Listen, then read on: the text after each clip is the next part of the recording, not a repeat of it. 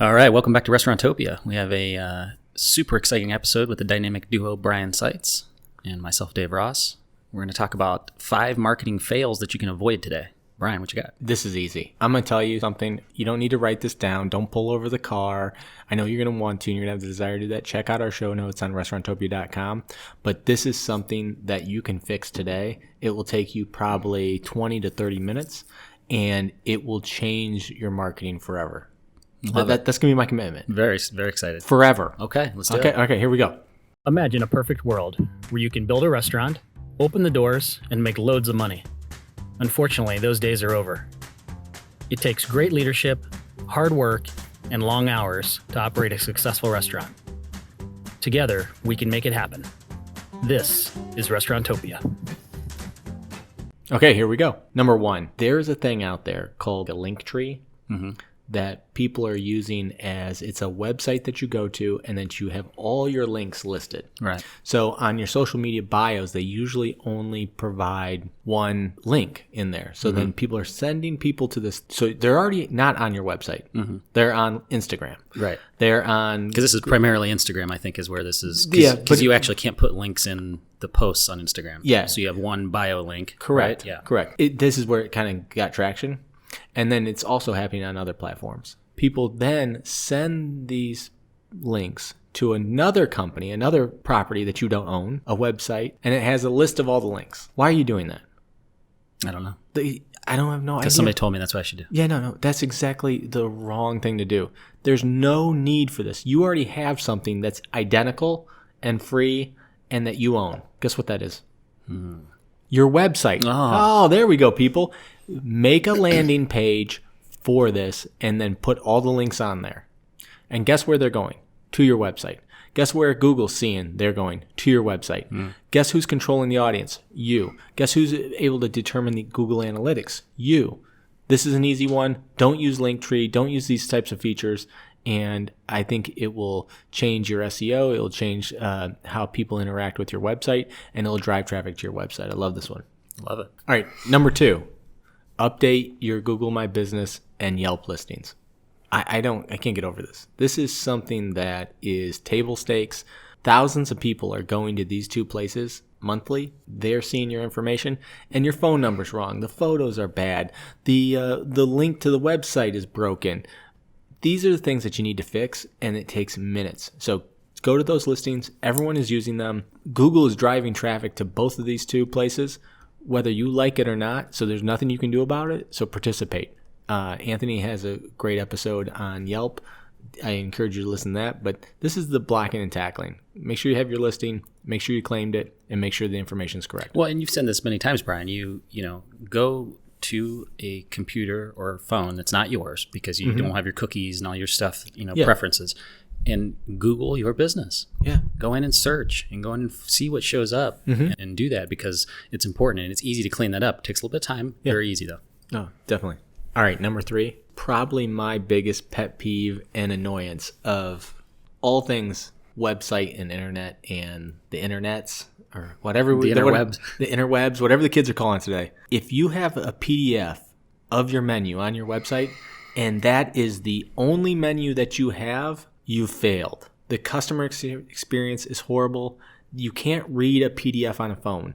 Look at your Google Analytics. How many people are looking at a desktop computer view of your menu? Very few. I would say probably 10 to 15%. Maybe.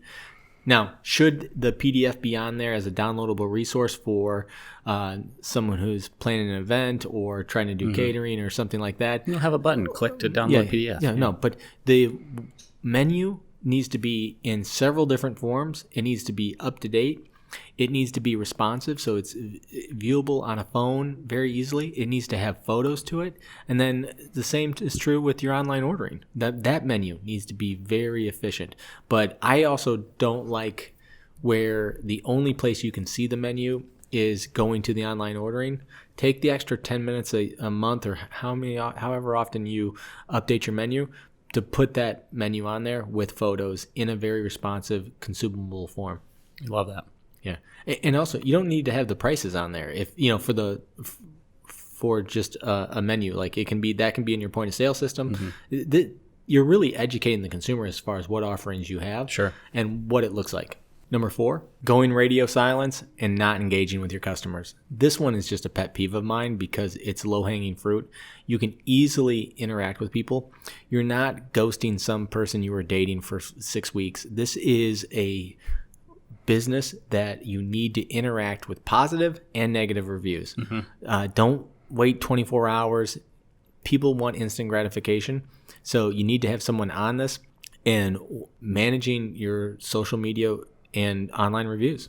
Yeah, I know an operator that has from the website that has, and he gets any comments from the website, it goes to an email that's linked to, I think, 10 or 12 people in the organization. So literally, like, there's no chance that they're not, somebody's getting it and responding immediately. You know? And these things tend to escalate, especially negative. Positive doesn't escalate, but negative definitely escalates, and you will get you will avoid problems down the road by just addressing the issue right on the front Well, end. even positive, like to respond quickly, like the gratitude of being appreciative of that positive feedback. Yeah. Quick. It's amazing too. That only it throws gasoline on that positive comment. Yeah. And you know what? I was thinking about this on the positive. Like, what sort of things can you do on the positive reviews?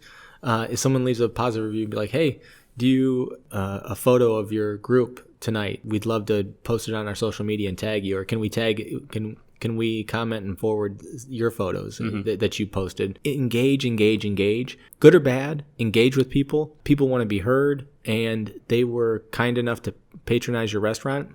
Honor them back by engaging with them. Think about that. If you had a host stand and someone came up to you and lodged a complaint, would you just ignore them? I mean, that's essentially what That's actually a good way to put it. Like Yeah. somebody walks up. Yeah. Can I speak with the manager? Yeah. You just stand there. The coffee's cold. Nothing. Like, it's weird, right? Yeah. Okay. Just because it's online doesn't mean the social norms and what you do in your real life scenario should be any different. All right, number 5. And we flew through this episode. I don't know if I'm going to get hate mail or a lot of where's Anthony, but we always get those when we just do Dave and I. But I think people are loving the info. Bad photos. That is, besides the menu PDF, bad photos is my number 2 pet peeve. And I'll tell you why. 1, if they're your bad photos, shame on you. There's no excuse for that. 2, your customers are going to have bad photos because the lighting's bad. They've already taken a bite. People are not there to make sure that your food is pictured in the best light, and what they think is good and what it's supposed to look like can also be 2 different things. But I want you to think about this. There's services, and this one's for free, eLocal Ohio. They will come to your restaurant. They will take photos. I'm not talking like, a couple of photos. I'm talking hundreds of photos, make them look amazing, videos, and give them to you for free if you're a local independent restaurant. And you can use that imagery and those videos to push out to your social media channels, to push out to Google My Business, to push out to Yelp. And so now you're creating the narrative, you're controlling the narrative, and you're able to put out amazing food photography. People eat with their eyes, so when they see that, they want to come to your restaurant. Not the half-eaten BLT that Carl from Tampa put up there. I mean, like... Yeah, and I would tell you, if you're not in Ohio and can't utilize Eat Local Ohio, or if you're in Florida, you could utilize Eat Local Florida. But if you're not in those areas, it is okay to invest a little bit of money in this. Yeah. And cameras, listen, phones are incredible cameras and can do incredible things. You don't need to spend a couple $1,000s in food photography. Like, you can do this well, okay? Whether you hire somebody or you do it yourself, but this is very important. The newer iPhones are amazing. And then there's apps like Adobe Photos, and I'll put these links in the notes, that make your photos actually look better with no training, no skill. So you can actually open the picture, size it, and put the effects on it in seconds. I encourage everyone to do this. Get a good portfolio of food photography, and then let your staff, you, and everyone on your team use those photos as stock photos for for your content. No, I love this. You want to recap real quick? 1 through 5? I love Let's do it. All right, here you go. If you missed it, here it is. Don't use Linktree. Use your own website. Make a landing page that has all your links on it. Update your Google My Business and Yelp listing. Come on, people. So easy. It takes 2 minutes. Make sure that all your menus on your website are great. And if you only have a PDF menu, you should update that immediately. Engage. Make sure that you're talking to your customers and that you're constantly responding to their feedback. And then number 5, bad photos. Can't have them, don't want them, don't need them. You got to make sure that you have great photography and that it's distributed on all the social media platforms. No, this is awesome, Brian. Thanks for these tips. These are great. These are actionable. You can do these right now. Check out all the links in the show notes. And I also want to give a shout out to our one and only sponsor, Hillcrest Food Service. Without a doubt, the best and most loved food distributor in Ohio. So if you're in the market and you're a chef, GM, manager, and you're sick of dealing with some of the big box distributors out there in this pandemic, give us a call. Check us out at hillcrestfoods.com. This is a high-quality pod. Thank you, everybody. Take care. Adios. Thank you for listening to Restaurantopia. The gratitude that we have for each and every one of you spending your precious time to listen to this podcast is immeasurable. Please make sure to tell a friend about this podcast. And also, if you have any feedback for us, visit us on restaurantopia.com and drop us a line. You can also subscribe on your favorite place to listen to podcasts. Thank you and have a great day.